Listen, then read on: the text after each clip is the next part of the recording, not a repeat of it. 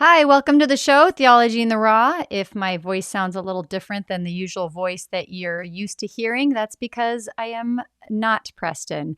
This is Chris, his wife, and I had a wonderful interview this morning with Kari Kampakis.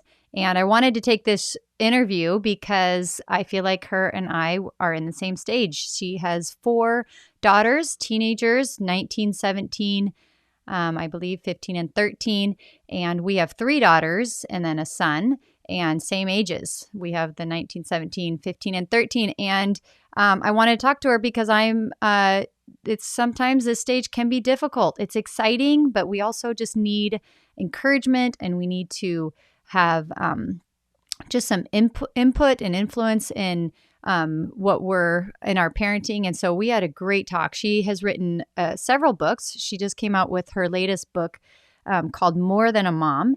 And it's about making sure that us moms stay healthy and have our own lives, and that we don't put all that we are into our kids, because our kids are going to leave, and we are people, and we are people that God has created even before kids. So fantastic book. And she's also written Love Her Well. She lives in Birmingham, Alabama, and she is an author, a speaker, a podcaster, and a really interesting. She has so many resources on her website. Check out her. And I think she has a lot of influence and just help for us moms. And I hope you enjoy the show. And welcome to the show. I'm so excited to have you on Theology in the Raw. Thank you for coming on. I'm excited to be here. Yes, thank you for having me. Awesome. Well, why don't we start off and tell me a little bit about yourself and just your life and all your kids? Okay. Well, I live in Birmingham, Alabama. I'm married. He wasn't my college sweetheart, but I met him in college, and we started dating a year after. His name is Harry, and we have 4 daughters. The oldest one just finished her freshman year in college. She's at Auburn. And then second daughter's a rising senior, and then also a 10th grader and a 7th grader. So they keep us pretty busy. I've written 4 books. The first 2 books were released for teen girls, and then the second 2 books were for moms. The latest one just came out this past April. It's about a mom's wellness. So anyway, it's fun. My work life and my personal life pretty much overlap and run pretty parallel. So it's been a fun journey, but we stay busy over here. Yeah, that's awesome. And so what brought you into writing your latest 2 books about, was there any personal stories for you that kind of caused you into thinking about, mom's health for the family? Yes, that's a great question. Well, the first 2 books for teen girls, that's just where the door opened for me to release books were for teenage daughters. They came out in 2014 and 2016. And so that really just opened my heart to what teenage girls were going through. When I wrote those books, my girls were younger. They were 6th grade and below. And so these books are really just trying to, it's really messages to prepare our girls for the road ahead. My editors were like, it was target age for 12 through 16. She said, we want them to think about these hard situations they'll be in before they're actually there. Mm-hmm. So I wrote those books and started meeting a lot of moms and daughters. And I'd meet these mothers, and they're like, thank you for writing this book for our daughters.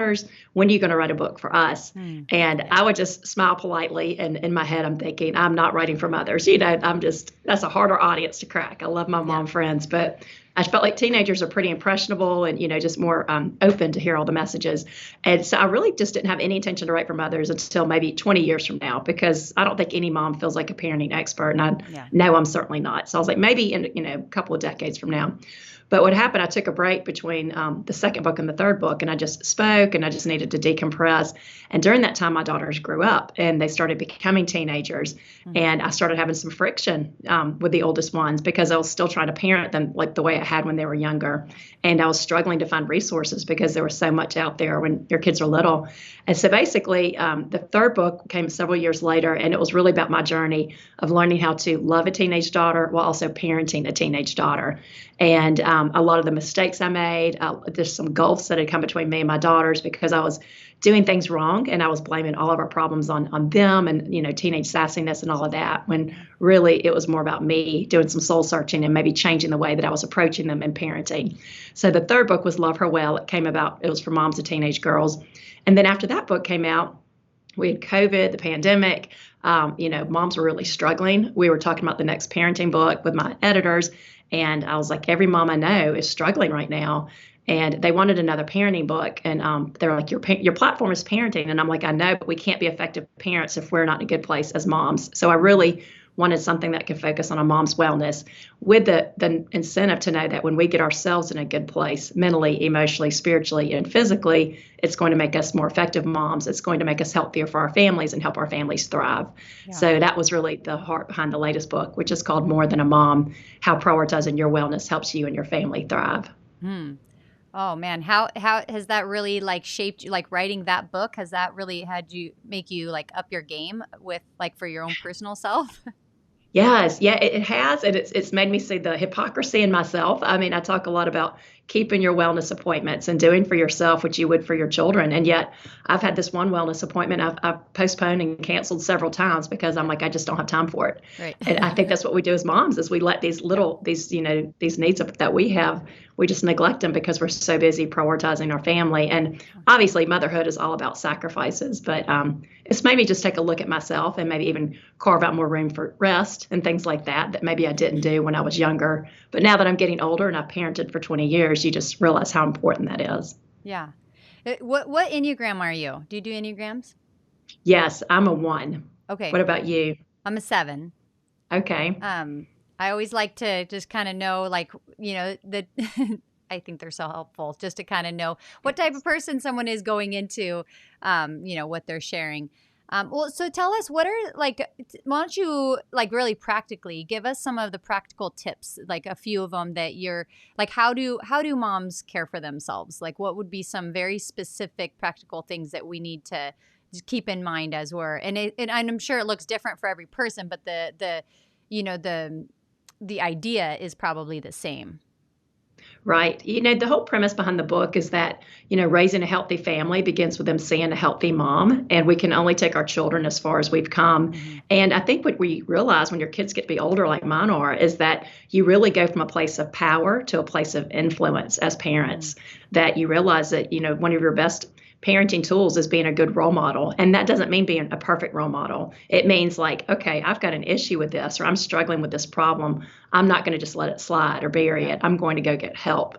And so it really is just kind of taking a look at yourself and thinking, what's holding me back in life? What's preventing me from being the best version of myself? And so it might be anxiety. And so, we all know that children and teenagers are really struggling with anxiety. I think they say 1 out of every 3 now have anxiety, teenagers. Yeah.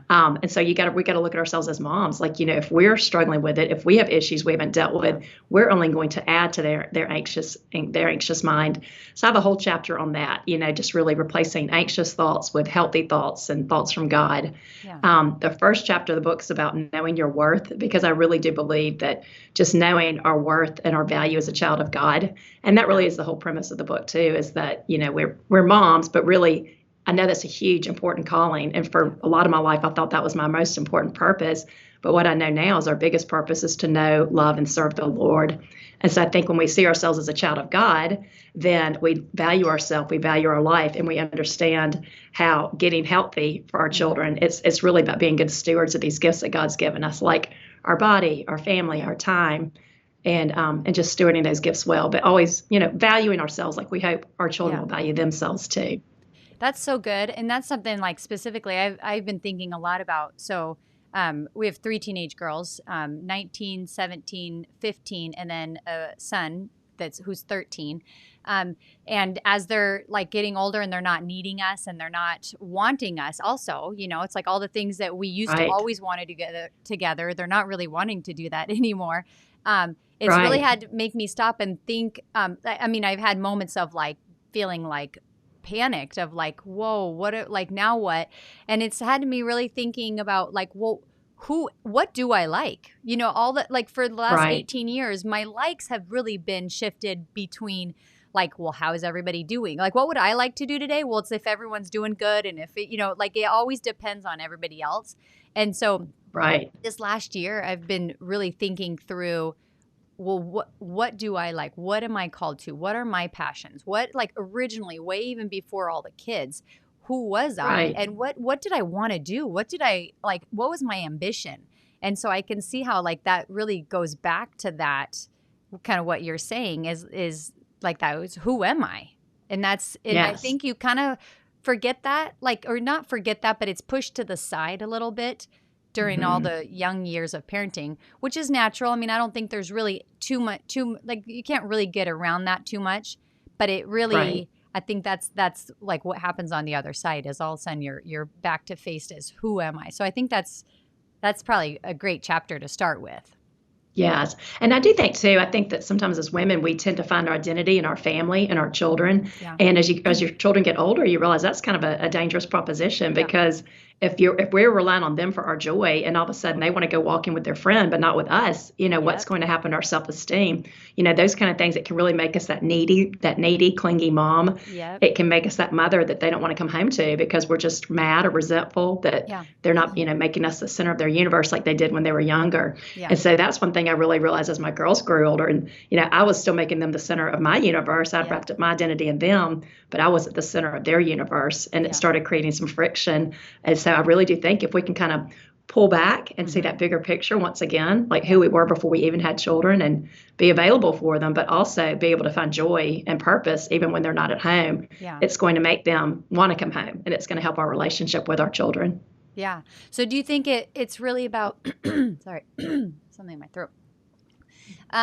Like going back to finding like your friends and your people and things that are just really outside of the children and not like, well, since they're busy, then I'm going to do this, or since they aren't home, but to truly have like, well, like I want a friend. I like hanging out with people like that. I mean, do you feel like it's an active part on us moms?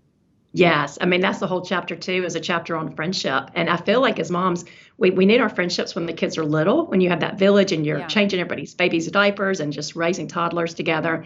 And then you kind of go through that sweet spot of parenting. And I remember even thinking, I don't really need my friends right now. I thought, my husband's my best friend. Parenting kind of easy. It was just I realized it was a little bit of the calm before the storm. Yeah. And then you get into teenage years again. And, I just really believe that we as parents were meant to be the stronger, kinder, wiser one. And we're called to love our children and pursue their heart, regardless of whether they're loving us back. Yeah. And that's hard because they got things going on. Sometimes they're moody or they're going through a trial.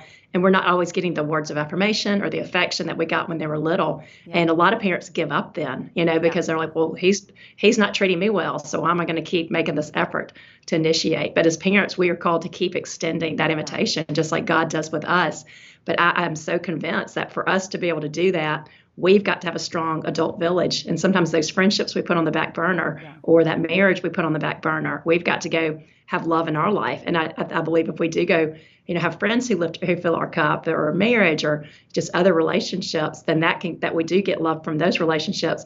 It enables us to turn around and love our children well, regardless of whether they're loving us well in return. Yeah. And just if we keep doing that, one day they're going to respond. If not now, then if we keep doing it one day. Yeah. I think that's so good. Like just as like this past year, I've been thinking like our kids are just up and down, right? They're just like the moods. Right. They don't know who they are. They're trying to figure themselves out. So one day I feel like they're all this, and then another day they're not that, and so they're all over the map. And I think at first when I was getting into these years, it was so like. It was so much for me. I just was like going with them and all the things. I'd be all in that day, and then I'd be all in the other day, and then yes. I carry all the emotions, and then I'm like laying in bed thinking, oh my gosh, I can't take all these like emotions of like but they've moved on to something else, but I'm like still stuck in like whatever situation, and yes. And then this year I always God always gives me 2 words for the year, and it's kind of like it kind of goes along with my year verse. And this year, he really brought the 2 words steady and joy. And it was interesting because as I was like, as I kept thinking about that, I'm like, I need to be a steady mom. Like I'm not going up and down with them. Like I'm there for them.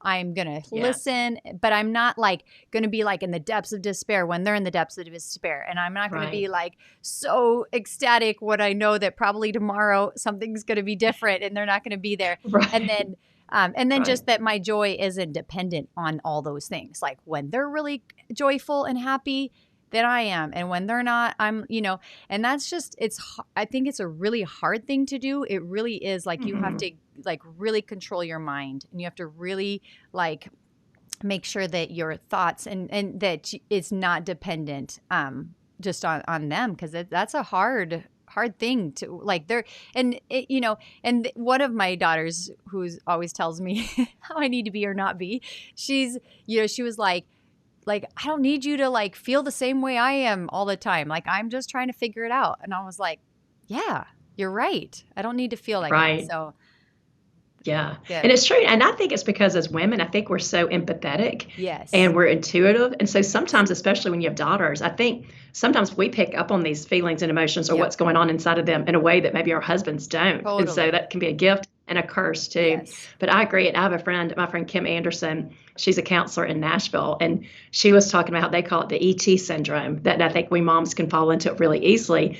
And, for those of us who grew up in the 80s, we know that, in the movie E.T. at the end, when E.T.'s getting sick, Elliot's getting sick. Right. And the more sick that E.T. gets, the more sick Elliot gets. It's a symbiotic relationship. Right. And so as parents and moms, we can fall into that same trap. And so all of a sudden our child is in despair and we can't even help them because we're so upset, or we're more upset over this trial in their life than they are. And so she gave me this visual that has really, I'm like, this is what I think we're parenting toward. She said it's called the circle of security, and it's about being parents are meant to be the stronger, kinder, wiser one in that relationship with our children. Yeah. And so if your daughter's about to go get on that emotional roller coaster, instead of going to ride that roller coaster with her, you're basically saying, I'm not going to ride that with you, but I'm going to be standing here on the platform with my arms wide open, waiting for you when you're ready to get off. And from that, kids can draw strength from us. It helps the relationship, and it helps us be that steady parent. But like you said, I don't think that comes naturally to most of us. I know it doesn't to me. You learn and it takes some intentional. Learn it. Yes. It takes some practice and some mistakes, but I do think you can learn to do that. Yeah. And it helps the relationship. I really do think it helps us be that strong parent that they crave in their life. So what do you like? What does that look like when you say, I'm not going to ride that roller coaster with you, I'm just going to stand here? Like, what does that really actually look like? Well, I think it looks like, say your child doesn't make the team, and so you're mourning with them. You're so sad. When my kids have tryout weeks, I don't plan anything for that week. I don't plan anything for the day after tryouts. I can just be there for them. So I think you're empathetic and you're mourning, but you're not just falling apart in front of them. Yeah. And so I think it's, you're holding them, they're crying. You can still cry. I think that's fine. But if they see that you're more upset than they are, then they're thinking, well, if mom's that worried, then that must really be bad. There really must not be hope for the future. Yeah. So I think that it's just empathizing when they're down, but also saying, I'm so sorry. This is terrible. I'm here to walk through this challenge with you, and and you're not alone. But at the same time, always offering that nugget of hope, and that you're going to be okay. And I always tell mine, I'm like, I'm not worried about you. This is terrible. I hate that you have to go through this, but you are strong. You are resilient. You've got God in your heart. And I've seen, you did this in the past, or you did this. And, I think it helps them to see that you're going to get through it. It helps them to hear that you're going to get through this. Wow. Like I said, I'm not worried about you. I know you're going to be amazing. God's got an amazing plan for your future. We don't know that, but we are trusting that in advance. Yeah. And I think just hearing those words spoken when you're at a really low time in life can really help somebody to see that vision for their future that maybe might not be happening in their own head at the time. Yeah. Oh, that's so true. I feel like it's very easy to say, I'm so worried about you, right? Like to say, I'm so worried that you're da-da-da-da. But I feel like that is a confusion for them, right? I mean, that just makes them even more worried about themselves if mom's worried about me. And so to be able, that is the steady part of saying, I'm not worried. You got this. Right. That's gold there. I hope a lot of parents, I hope a lot of moms are taking away that, because that's really good. And I think I talk to a lot of moms when I do speaking events. I always the people who plan my events, I feel like I learned so much from them, because we always have these conversations, and I'm always asking them, what are the needs in your community, or what are the struggles you're seeing in your community? Mm-hmm. What do you think moms are really wrestling with? And one thing I feel like I've been hearing, especially in recent years, is just that need for control, and that thought process that I think sometimes we have as parents is we have this idea in our head, like, okay, this is the path they need to take. Yeah. And so if one thing doesn't happen on that path, so, okay, your daughter doesn't get a date to the first 8th grade dance, and all of a sudden we're panicking because she will never have a date in high school. We're projecting that into the future instead of trusting that, okay, it's, if this doesn't happen, God's going to create another path. Something's, it'll be okay. Yeah. She'll get through it. But I think when we panic over those things that that don't go according to plan, then our kids are going to panic too. Because if we're the strong ones and all of a sudden we don't really have hope for the future, or we think everything's, totally ruined, then it's going to make them panic as well. Yeah. And I think recognizing that, we know, like, as adults, like, we all have a journey, we all have a story, but recognizing that in our teenagers, in our kids, that this is going to be part of your story. So that, like, so it helps you to not, like, wish there was something different. So if, like, they don't get asked all through high school to go to the dance, that's part of their story. Like, that's going to affect them in a way. That is part of, there's something going on with that God's going to use, or that's going to really help them think of themselves. And so I think I've just tried to really think of, like, even if it's bad situations, and even if it's like, oh my gosh, that's not what I would have chosen, or that's not what I want, but just that's part of the story that's going to, like, unfold and make them who God wants them to be. Right. And one thing I tell my children too, is I was like, you don't want you don't want your first challenge or the first rejection to come when you're in college. That's one of the most dangerous times. Those are some of the kids at the highest risk of making some tragic choices, because all of a sudden everything's gone well for them and they don't know what to do. They don't know how to handle that. And so it feels like, as parents, I think it's so helpful to remember that. Like, it's so painful to see them going through these challenges, but at least we want to help them through some rejection, through some challenges in high school, because that's going to give them something to look back on when they go through it again in college, and suddenly we're not there and they're having to rely on other people, or that they're themselves, to get through it. But it's so hard. And like I said, and I do think too, like you said, always having that hope for the future. I'm not worried about you. And also, I tell mine too that, this is part of your testimony, and it feels so personal, but, one day I can see you sharing this with other people. There are going to be people behind you. You'll get through this. You'll be healed. And they're going to need this message of hope that you can give them. And God's going to use you. You just have no idea how that's going to happen yet. And so I do think helping them see that bigger picture that might not come naturally to them can really help them get through those rough patches. Yeah. And like you said, like, having them go through some of these situations while they're in your home, is that they're still having to deal with it with you. Like, even if they don't always want to talk about it with mom and dad, they still will at some point, right? Because we know it always comes out, and it's like, if you wait long enough, it's going to get blurted out, or it's going to come to the surface. So they're still in your home where you can still be talking about it. But I'm just seeing with our oldest, who's 19, she graduated last year, is that she's no longer, like, she's trying to be independent. And so she's not wanting to ask us as much stuff. And it's really only because she wants to be independent. She really wants to learn how to do it on their own. So when they're gone and they're going through, like, situations, like, I think their natural response is going to be to try to figure it out on their own. And so if these are all the first time of this and first time of that, and trying to figure out on their own, they still do need wise counsel. They still need someone inputting with them. So I know we is, like you said, even though it's hard to see them at young years go through, like, some painful things, I'm always so thankful that they're, like, the first, because I always say the first time you go through something, the second time is going to be way easier. The first time you don't get on a team, the second time is going to be a lot easier. And not so true. So it is. It's the whole, the first cut is the deepest. I'll tell mine that too. I was like, this is the story you will be telling your children and your grandchildren, when they don't make a team, or when something doesn't go right, you'll be telling it to them. And that first cut is the deepest. And there was a quote, I used it in Love Her Well, and I think it's from the authors of the books Boundaries.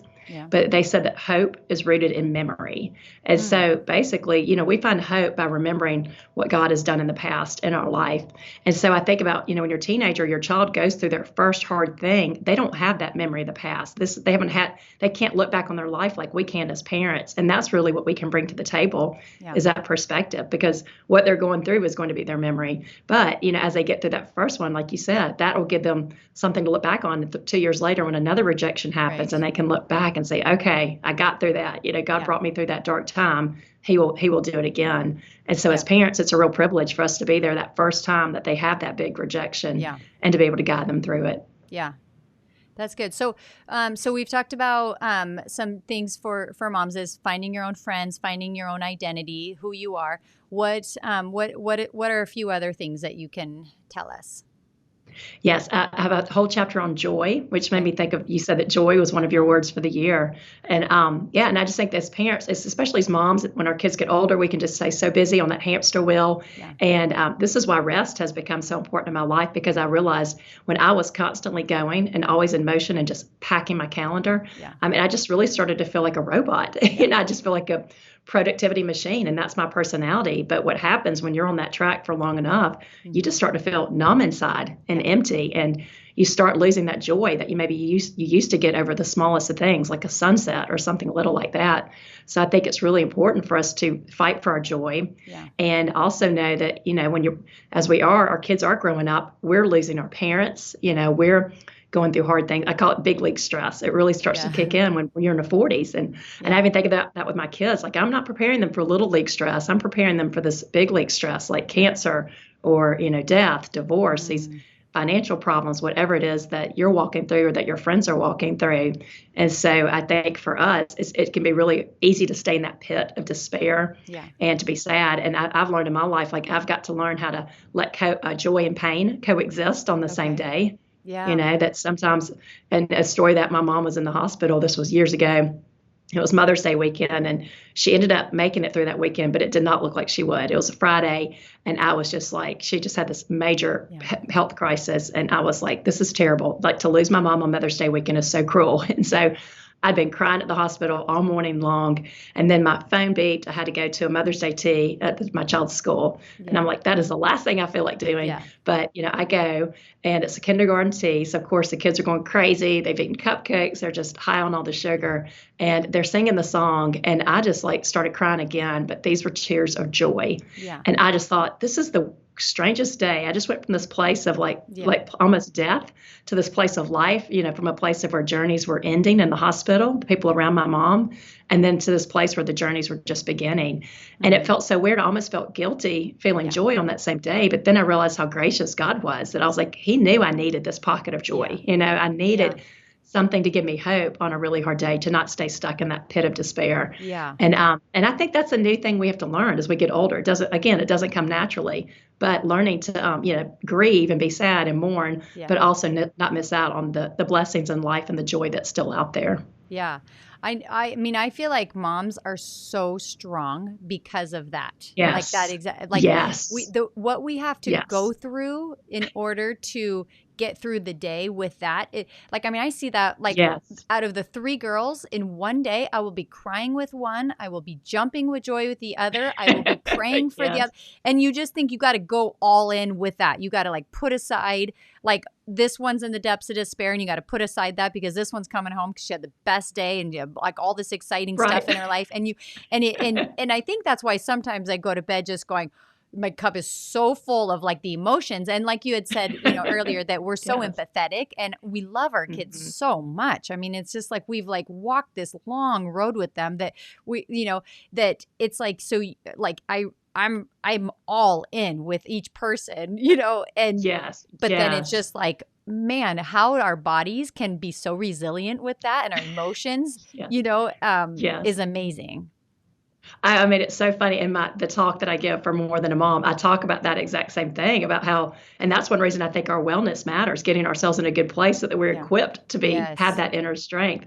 And I had a friend that, she was talking about, she has this one son that he's killing it on Twitter. He's got all these posts going viral. He's in the sports world. He's doing great. And then she had another son that came home from school. He was not making very good choices in college. And so he was home from school. So she was telling her older son, I'm so proud of you, but don't put that on the family group chat, But what she's juggling as a mom, I'm we're all there. And as your kids grow up, you do have, on the same day, you've got one child that's thriving and one that's struggling, and being there all in for both of them. It takes a lot of wisdom and inner strength. Yeah. Tell us, what are you seeing with moms, some of the negative things that you're seeing, that the reason why you're writing what you're writing and speaking with what you're, because what are you seeing with moms that as their kids are getting older that aren't doing so well, or are struggling and trying to figure it out? Yes. I think it really goes back to trying to micromanage and thinking that we can control their life, and really just I mean, to me, it's just like not trusting that, okay, even if they go through a rough patch or whatever, just praying. I mean, just really getting on our knees and praying for them and just asking God to, if this is something they have to go through that might lead to their salvation or might lead to their long-term good, then, help me, give me the wisdom to help them through it. But I think it's just that false sense of control that we have. And I also think that we live in an age of very child-centered parenting. And I know I've been guilty of this, but, sometimes we put our children on the pedestal instead of putting God on a pedestal. Yeah. And, when we center our universe around our children, and then you get into the world of teenagers, and they're naturally self-centered. Yeah. And so in the work that I'm doing with teenage girls, like the biggest problem I hear about is so many issues with friendship. Like it's heartbreaking and it's everywhere. These girls are really struggling, and it's pain within friend groups or pain within people that they thought were their friends. Yeah. And when I really look at the root issue, it's always we have a self-centered society. And so I think that our natural inclination, a lot of girls or a lot of people, we spend a lot of time thinking about how are people treating us, what's happening in my life. I don't have any good friends, but we're not putting 10 seconds into thinking, well, how am I treating people and what kind of friend am I being to others? And I really do think that we influence that as parents, because if we treat our children like the center of the universe, if we do have that child-centered parenting philosophy, we're going to hurt them in their relationships because they're going to be difficult. It's going to be a friend that expects to be the center of the universe in their friend group. And so they're going to really struggle in those relationships. So I do think when we love our children and, we assure them that they're special, but everyone else is special too. And you're a small part of a much bigger picture, and you're here to serve others and to do good and just to really see that they have a purpose in this world and these talents that they have to connect with others and to help others, that it gives them that sense of purpose. It gives them confidence, and it just roots them in something that's solid and not going to change on them overnight. That's so good. And I've heard you say, I think a couple of times, is the micromanaging. Can you elaborate a little bit more on that? Yeah, I think that we kind of live in an age, I think our society, we're more, we have higher income than maybe our previous generations. People have come into money. It's not like you're waiting until you're 50 years old now to have your dream house. I mean, there are some people getting their dream house at age 25 or 30. And so there's more disposable income. And I do think with that sometimes there's this mentality of like, okay, my child's struggling or my child needs this, so who can I pay to help them? And so it's like, feeling like, okay, they're struggling math. What tutor can I help them, get to help them? Or they need to make the baseball team in 5th grade. What throwing coach can I get them in kindergarten? It's micromanaging all these little details of their life. And or if there's a problem, like who can I call to fix this problem? How can I fix this situation? And so I think that sometimes we have this false sense of control of trying to micromanage all these little things. And then suddenly when there's a problem that we can't fix, that is out of our control, we don't know what to do, because all of a sudden we're realizing we got to trust God, and that, he's really, there's a larger force at play here than what we think we can do. Yeah. And so I really do think, obviously we can control a lot of things. We do make choices that impact the path our children are on and their choices. But I think we can get so focused on trying to micromanage everything that we don't really trust, teach them to just, you do your best and then you leave the results to God. Yeah. That was what my dad always told us growing up. And it was my lifesaver, because I was very anxious. I always worried about the outcome. He's like, did you do your best? And I was always like, yes. Well, he's like, well, there's nothing else you could have done. So you just do your best and you leave the outcome to God. And I just think that we failed to do that because we're trying to micromanage that outcome so many times. Yeah. So do you feel like, so in their teenage years, the micromanaging, I mean, it's like you go from the youngers where you know everything about their life, right? You can get them to talk about anything. You can ask every parent, hey, did my kid, you can really get in and know everything. And as they become older, you don't know very much, or, not as much, or maybe they're, it changes. And so do you feel like that's where parents maybe get themselves into trouble, where they're trying to still micromanage, well, where are you going after? And what are you doing after? Well, who were you with? And you kind of trying to manage too many of the details in their life, where that just feels stifling to them, where they start being like, hold on, I don't want to tell you anything, because do you feel like, is that kind of what you're talking about in the teenage years? Yeah, it's that. And also, I think friendship is a good example that, when they're little, we really do have kind of control over who they're hanging around. We're going to go to a play group at my friend's house. And, you have this idea their little best friend in second grade. You're like, oh, they're going to be college roommates. Like, this is perfect. I'm best friends with the mom. And then all of a sudden they grow up and they have their own ideas about friendships. And that little girl that you loved, all of a sudden you're not seeing her anymore. Nothing bad happened. It's just they've moved on to other people. And so it's very tempting, I think, for moms to keep trying to micromanage it, or like, I don't want her to be in that friend group. I want her to be in this friend group. Yeah. And let me be clear. If your child's on a bad path, if there's bad influences in their life, there's a time to get engaged. But I think with older kids, you got to be really smart because if you try to micromanage their friendships or their relationships, they will shut you out so fast. Yeah. And so I think sometimes we try to tell them, instead of telling them who to be friends with, it's better to teach them, what does a good friend look like? And what are the qualities that you look for in a good friend, and what kind of friend do you want to be to others? And so I really think it begins with, like, I mean, if I had to advise moms behind me, the young moms, I'm like, just teach your child character and teach them values, because it's out of their value system that they're going to choose their friends.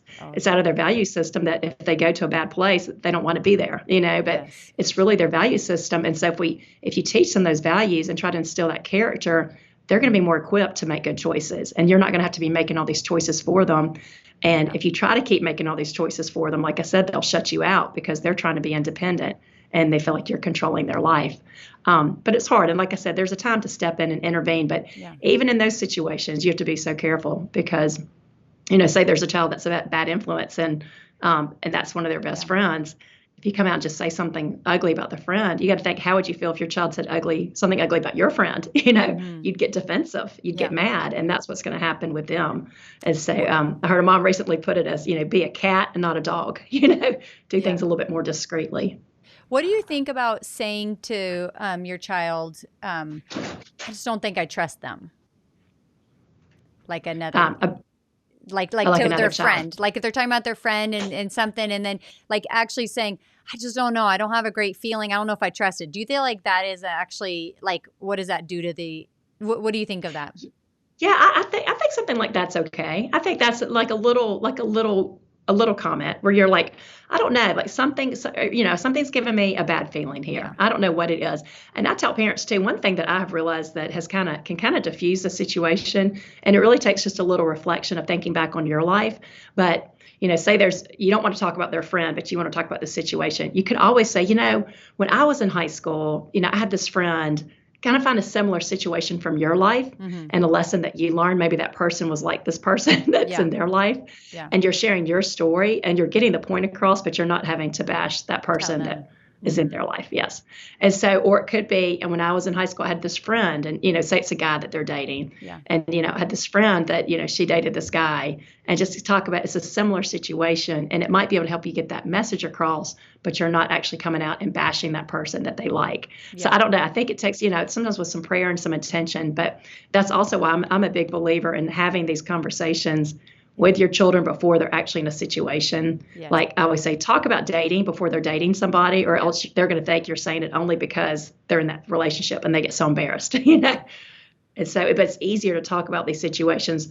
Okay, this is what you might see in high school. I did this a lot before my daughter went to college. I'm like, I'm just going to give you the nitty gritty details of college life because I don't want you to be naive and I don't want you to be surprised. I mean, I can't predict everything, but I'm going to tell you what's going on now that was still going on when I was in college. And so I think just having those conversations before is an issue. It gives them a little bit of wisdom going in.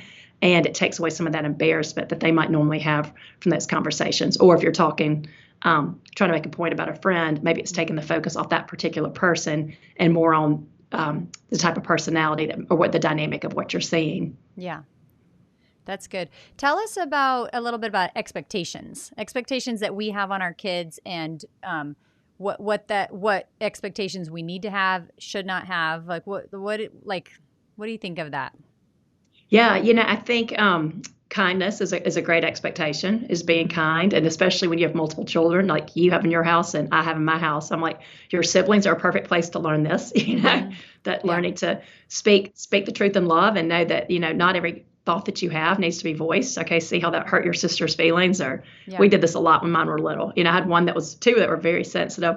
One that was very tough, which was great. She didn't get her feelings hurt very easily, but she would just blurt out things that were hurtful. And so it's, just that expectation of like being kind and considerate of other people. I think also in our house, we just say, just do your best. We just expect you to do your best. And if you've done that, then we're good with that. We're good with the outcome. So just the expectation, just also the expectation to know that you're here to serve others and to think about, what gifts has God given you? What talents do you have that can help others, and to really see in yourself as part of that bigger picture. Yeah. I guess those are the main expectations I have in our house. Also, I'm trying to teach mine as I get older is just courtesy and manners. And, if your friend invites you to go stay at their hometown, bring a little gift to their mom, make sure you make the bed or that you strip the bed, just those expectations of leaving a place better than you found it. Yeah. Being a good citizen, being a good friend, just being a good person. Those are probably the biggest expectations we try to teach. And what about expectations like in the home of what they're expected? Because when they're younger, we had family dinner every single night. It was like dad got home. Maybe we pushed dinner out a little bit or brought it forward depending on everyone's schedule. And then now it's, I feel like I always remember hearing older parents that are like, oh, we can't even have family dinner anymore. And I remember thinking, oh my gosh, that will never be us, because I'm like, we care about family so much, as if they didn't. And then it's just reality as everyone has a job, they are sport, they got invited to, that are there, but then at the end, but also you're still trying to hold like the family. Do you feel like we just have to let go of those expectations? Like I've been having in my mind thinking like our prime time was up until they were 13 of just having them so much, and we got to dictate everything. And I'm so thankful for all the time we had. But I'm feeling like all those expectations are kind of going out the window, which is okay. Like I'm not in like grudgingly or feeling like so sorry for us, but it's a different season. And not putting that pressure on the kids of like, saying like, well, we're not eating together. We're not doing our family day out anymore on Saturdays. And, but being like going into it, like letting go of those expectations for them. And what do you think of that? Do you agree with that or have any thoughts? I do. Just because I've learned to do this as a mom. It's like, I'm totally shifting gears. I'm like, I might have my middle two daughters together, or I might have my oldest daughter, my youngest daughter together. And obviously I love when we're all together, but it's rare. So for me, I just have to really appreciate those times when we are. It's one thing I talk about with my husband. I'm like, this is why family vacations have become so important to me in recent years, because even if we are all going different directions, I was like, I know we got a family vacation coming up in June. I know we will have our together time then, and I'm really going to treasure that because it's so hard to do. But I do think that just even going to the beach or doing some kind of little getaway as a family is a good way to have that's coming, and that way you can take away some of the expectations during the week when everybody's going different directions. And then also what has helped me is just to really just enjoy who I'm with. That I might not have all four together, but I'm just enjoying this one child that I have today, or I'm enjoying these three that I have together. And that was a little bit of a mind shift for me, because I always wanted to have us all together, all six of us.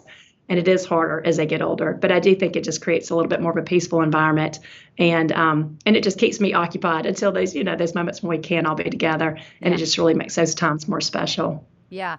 Oh, I so agree with that, because your family dynamics as like a whole is a certain dynamic, right? It's like the older two play this role, the younger two play this role, and everyone, like there's the funny one, then there's the there's the like the whole dynamic, and so that's what you've all known, and that's what makes your family. But and then you go through this thought all of a sudden where it's like, oh wait, when you break that up, it feels so different, and it doesn't feel like a family, and you really have to go into a different mindset of like, well, it's still the family, it's just it looks differently. And I always want like each kid to feel like they're like so special, and not they're special because of the other sibling, or because and finding, just like you said, just that time that like today's the best day, even if I just have one of you, because it's a whole shift, because you're not used to that, and you feel like, I remember for a little while I would be like, well, if not everyone can go, then we won't go, and then it's like all of a sudden it's like, well, no, we still want to go, and if everybody wants to come, you can come. Right. And I think for me, a lot of it was, I had a lot of guilt when I did have all four of them, and I was juggling four at one time. Like, I just want more one-on-one time with each of them. It was so hard to find those pockets. And so now I'm like, okay, now I get this. And you're right. And it's funny to see how the dynamic changes depending on who's missing. And so we had one child, one of the younger ones, who used to never really share her opinion or really, have much of an opinion about where to go. Yeah. Because the older sisters were always, they were always dictating, we want to do this or do that. And so, but I'd see her with her friends and she's Miss Outgoing, she wasn't so quiet like she was with our family. Yeah. And so it's interesting when, her older sisters are gone, she does take more of that leadership role. And so it's kind of neat. And I think that the key is just, like you said, just kind of being present and being just loving the ones you're with, even if they're not all there at one time, but just really taking advantage of that one-on-one time and really getting to know their personality a little bit better. Yeah. That's so good. And I've been thinking that, like, when they're younger, it's loving them is holding on to them really well. Like, that's how you love them, you hold them. And then as they get older, loving them is letting them go. And that's so good. Yeah. And it's me being able to, like, have so much fun tonight, even though I just made a meal and I thought everyone was going to be home, and it's a little bit disappointing, but it's like they're heading off, and like letting them go, because I also have found, like, made tons of mistakes where when I've, like, made them feel guilty or when I've, like, put the pressure on, then they don't want to share anything. Like, I completely push them away. I put a wall between us, and then they don't want to share anything. But if I'm, like, on their team, so excited for them, putting aside my feelings, my expectations, and what I was wanting, then they so much more want to come back. They want to share. They want to talk. They feel closer. And so it's like letting them go and learning that when they're in the home, not when they go off to college, because obviously you're going to have to let them go when you go to college, but what that looks like in their teen years of letting them go, and not making them feel guilty. I think very easy for us to make them feel guilty, right? Like, you're not doing that anymore, or you're never doing this, and that just instantly just pushes them away. Right. And I think we all know, I would say, I don't know if I'd say the majority of adults, but I know, we all know a lot of adults who dread going home. I mean, they're 50 years old and dread going to see their mother. Totally. They dread, I got to call my mom, and they're dreading it. And I just always think, I don't ever want them to dread seeing me or calling me, and they will if I've got these expectations and this certain way I want it to go. Yeah. But you're so right. And it reminds me of a friend that I have. Her daughter goes to boarding school, and her daughter's very outgoing, and she's an only child, and she really did all the research, and this was something she really wanted. And, my friend made her think about it for a while, and she's like, okay, at last I kind of sat down to think about the pros and the cons of the situation. And I realized that all the cons had to do with me. That she really realized that maybe this was the right thing, that she really wanted to do it. And it's been a great situation. But I told her, I was like, that's the kind of mother's love that you only get when you're on the mom side. Your daughter one day will realize how much strength it took and how much you really love her to let her go do that. Right. Very true. But nobody prepares you for that when you become a mom. And you're so right. It is that letting go. And I think when we do that well, they are going to want to come home. Yeah. So what are some practical things that you can share with the audience of what will make them want to come home, and what will make them, or I mean, obviously it's going to look different. So, I mean, these are generic ideas, but what's going to make them not dread calling mom, dread like having to touch base with mom and dad and come home? What are some things that we can start doing now that will make them like be so excited to come and want to come? Right. I think little things like, just knowing their love language, like they love a certain hamburger. So, okay, when they come home, have their hamburger waiting for them, having those little things that they love. I know with college, like, okay, come home and bring all your laundry. I will do 3 loads of laundry. Yeah. Just those little things. But I also do think that I think the biggest thing, and this is why our health matters, our inner wellness matters, is just being good guides and advisors, because that's really what they need the most as they get older. Is like, and I still call my dad. I mean, he's 86 years old, and I'm struggling with something, or I'm trying to put something into words, and I just need that little nugget. He's that phone call I make, and he just gives me that wisdom that I need. And I think, okay, for me to be that person for my children, I've got to be in a good place. I've got to have a healthy thought life. I've got to be, calm person and really rooted in my faith. And so I think just getting ourselves in that place where we give good advice, basically, that we can see that big picture thinking. I think that's one of the things that will keep our kids, calling us and always needing us because, no matter how old we get, you always need people ahead of you who you can, just let me be my sounding board or help me process this, help me think through it. And, I've noticed even with my dad, sometimes he tells me what I know deep down, but I just need somebody to affirm it. Yeah. And I think that, really becoming that person for our kids is like teaching them to think for themselves. Yeah. Teaching them to like, okay, what is your gut telling you to do? Now, have a sounding board, somebody you can run that by, somebody that gives you good advice. Yeah. But I really think as we become that person for them, then it'll make them, kind of keep them attached because they do still have so many questions, whether it's, should I change my major or, should I go do this for the summer? Should I take this job? I've got these two different opportunities. They've got a lot of decisions. And what I've learned is that you don't even realize, I don't think we realize how many conversations we have at home just because we're here. Yeah. And so you have this feeling like, oh, they're going to go to college and never call me. But I do think that sometimes they'll call you for little things that you never really expected them to just because you're not there to easily answer it. Okay. And so it might be like, what's my social security number? Something little, but it gives you an excuse to talk and chat with them. Yeah.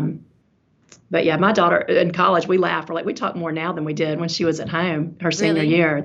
And FaceTime has been the best thing ever. I mean, a lot of times too, she has these pockets of time, like when she's walking to class. And so she'll have a 10 or 15 minute walk. So she'll FaceTime me.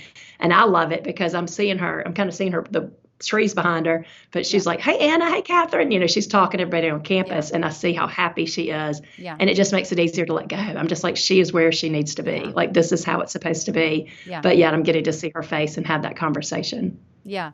Do you feel like because I always feel like the rockier years are the last 2 years at home, kind of like where it's, they're flapping their wings. They're trying to they think they're older than they are, but they're learning the process of being older. And so sometimes maybe you're coming to the end of that, like their senior year, and you're like, oh man, it just feels like it's a big mess. Like it's just, we don't feel close anymore. We don't feel, those things. Do you feel like it, like for your own self, but then also with talking to other moms, that it really does come around where they once they have their freedom, then they're wanting you more because it's more of their choice. Whereas when they're at home, it's like your choice. You're projecting it on them. You're in their business. You're asking them. You're always there. Whereas when they go, then they are wanting you for what they love you for, or what you mean to them in their life. Do you find that? Yes. That it's kind of a loop around? I definitely do. And I remember somebody telling me a couple of years ago, his daughter had gone to college. And I'm like, oh, is it so sad? He's like, oh, it has been awesome. He's like, she appreciates us so much. And he said she used to come home and she'd stay in her room. And now she'll sit in the kitchen and talk to us. Yeah. And so I do think I think also, and I would tell them, I was like, you're going to go to college and see A to Z. And you're going to meet people who had great parents, and you're going to meet people who had, terrible upbringings and, very unengaged parents. And so I do think when you've had that connection, when you've been loving them well all along, and all of a sudden you're not there to do it, that it does make them, oh, I didn't realize all the things mom did for me. Not only just the laundry and these little things that you do. I call it the magic fairy. Yeah. So they kind of realize that all of a sudden you're not there to do it. And then also I think just, you get to college and nobody loves you like your parents. Nobody's looking out for you like your parents. And even when my mom got sick, years ago, I remember I had a cold one day and I talked to her and she didn't mention anything about it. And I got off the phone and I'm like, I miss her nagging me to go see the doctor. I miss her being that voice in my life that, just caring about my health more than anybody else in this world. And so I do think that. And I think they go off and they miss you and they appreciate you and they just need you in a different way. Mm-hmm. And there is that saying, have you ever heard about before they leave home, they soil the nest? Oh, yeah. I haven't heard that, but that makes so sense. Yeah. A friend was asking me that recently. Her daughter's a senior. She's like, she is definitely soiling the nest. Yeah. And so basically sometimes I don't think they consciously do it, but they'll just, pick fights or do whatever. But, soiling the nest at home makes it a little bit easier for them to leave home. Yes. And so what I kept reminding myself when my daughter, her senior year, she was so excited to go to college and so excited to be with her friends. And as a mom, you're like, oh, I want them to be with me. But then I would sit there and tell myself, what do I want? Do I want the opposite of this? Like her clinging to me, scared to death, not wanting to be with her friends, unhealthy attachment. Yes. And I was like, that would be terrible, And so it just got my heart in the right place. Like I should be, okay, I'm going to be thankful for this and excited and thankful that she has the health to be able to go and do this, have a freshman experience like this. Yeah. And so I think when we revamp our thinking a lot like that as moms, it makes us, like I said, that strong person, Yeah. that centered person who is more likely that they want to come home to. Yeah. I do think it's like the Lord's blessing of the process of how it all works, to where it almost feels like when it's time for them to go, you're mentally ready for them to go. Because for one, Yes. it could be just like, it is like she needs to go or he needs to go, because Right. and it's not out of like, you're not like mad saying that, but it's just like Right. they can't wait to like go make their own decisions and do their own thing. And they don't want to be having parents looking down their neck about everything. And so I'm just seeing the process makes total sense of like where it's Yes. like, I'm happy for you to go. But it's like Yes. when your kids are like 12 and 13, I remember thinking, oh, my life's going to end when my kids go. Like, I know it doesn't, Right. but I feel like in my soul, it will. Like, I feel like Yes. I kept thinking, I just know every day I'm just going to be sad. And then, Yes. now, but then you get to where you're like, no, it's actually so very exciting, like exciting to go into the next stage too. And, Yes. having like more people, your family grows and the different dynamic that's going to bring. So Exactly. I think the process And that makes was the sense. biggest, yeah. And I think that was the biggest surprise for me, is just like how much more happiness you can have. And it is so fun when even like move-in day in the dorm. I mean, her roommate's mom, and we love the roommate, we love the family. Yeah. We were on the same page. Like, so sad to see them go. But so I prayed about that day. I was like, I'm going to be just a mess. Yeah. And I did cry on the way coming home. But the roommate's mom and I talked the next day, and we're like, that was the best day. Like it was like a magical day. And I never thought I would have said that about moving her into her college dorm. Yeah. But we both just felt so good about leaving them with each other. Yeah. We had helped do their room, all cute. They were so excited. All these girls were coming in. Yeah. And I'm seeing these girls come in and meet them. And I'm thinking, one of these girls or two of these girls, a few of them, they might be her future bridesmaids. Right. Like she is just now, and that year, my best friend from college, her son was going to college too. So we talked a lot that year. And I would think, and her name's Rebecca. And so I would often think when my daughter was meeting people, like, who's her Rebecca going to be? Like she's just now meeting her Rebecca, this friend that I've had for 30 years. She's on the cusp of doing that. And it is so exciting, because you just think back, like, I'm so glad I loved that season of life. Like, it was such a fun season of life, just the growth that I experienced and the friendships. And so it is fun to you almost feel like you go through it again with your children. And it does make it more of a joyful process, more than just that dagger in the heart. Like, oh, they're leaving me. Yeah. Oh, I love this conversation so much. I feel like it's so helpful. And so we just need, I'm so thankful for what you do, truly, because I think we just need support. We need help. We need to hear these things more. Like, it's okay. The more you hear, like, it's okay that the kids are flapping their wings hard and it's hurting you. That's okay. That's part of the process. Because you start feeling like you're the only case, and like, my kids are way different. And I have strong, like, all my kids are very strong, like in their will, and strong in just who they are. And it's like, I'm so excited for it, because I'm like, they're going to conquer the world, and I'm so excited that they're strong. But in the meantime, it's like, can be really hard sometimes, because you're like, man, those are some hard hits, but it's like to hear just other people like affirming just that you're okay. We all have that as well, is really, really great. And I wanted to mention your podcast. So, because I was looking, you have a podcast, but they're short little like nuggets. So, tell us a little bit about what you do, about your podcast. Yes. And it's probably one of the last things I prioritize. It's been on the back burner recently, because I get to it when I can, but it's called the Girl Mom Podcast. And a lot of times I will take just blog posts that I've written, and I'll just turn it into an audio form. Okay. But it's been fun. And I've had a lot of people, they might not sit down and read a blog post, but they'll listen to it as a podcast. And so, but I mainly write about raising girls and just different issues. A lot of what we've talked about here, raising girls and also raising teenagers, just the season of life that I'm in. To hopefully try to give some hope and encouragement to moms. And what I'm finding, and you probably are too, being in the season of parenting that you are, that I feel like a lot of the people that have probably started listening or following me in recent years are younger than me, and they're looking for that encouragement, and they're looking for that guidance, and they might have little girls or little kids. But I just think it's so fun to be like in that season where you can give back and let people learn from, this is some of the things I did wrong, and some of the things that I'm glad I did. And so just to really share that with the next generation has been really fun. That's awesome. Well, thank you so much. And do you have another book in mind that you're like already thinking about, or? Yeah, I I think what I'll probably work on next, I haven't started, is maybe a devotional for teenage girls, but more that older teenage girl going to college, just because, like I said, that's where my heart is with my girls being that age. And when I left my daughter in her dorm room that day, I'm like, okay, I wish I had a book to give you. Yes. I wanted that final thing. Like, when you're having a hard day, here, just read this. Oh, awesome. So that's kind of my thought right now. That's awesome. Hopefully. Oh, I'm excited for that. I feel like, yes, Thank you. teenage girl devotions, I feel like is definitely a need. I'm always looking like for more of that. So that's awesome. Well, thanks so much for coming on the show. What a wonderful conversation this was. I hope that this was encouraging to many of the listeners out there. And make sure you guys check out your website. Can you tell us just how they would find you, more of you? You mentioned the podcast. Yes, I have the podcast. I'm also most active on Instagram and Facebook under Kari Kampakis. And then my website's just karikampakis.com. And I've got a whole archive. I've been blogging since about 2013. So lots of old articles there. Like I said, lots of raising children and parenting, and now really focusing on some mom wellness too. Awesome.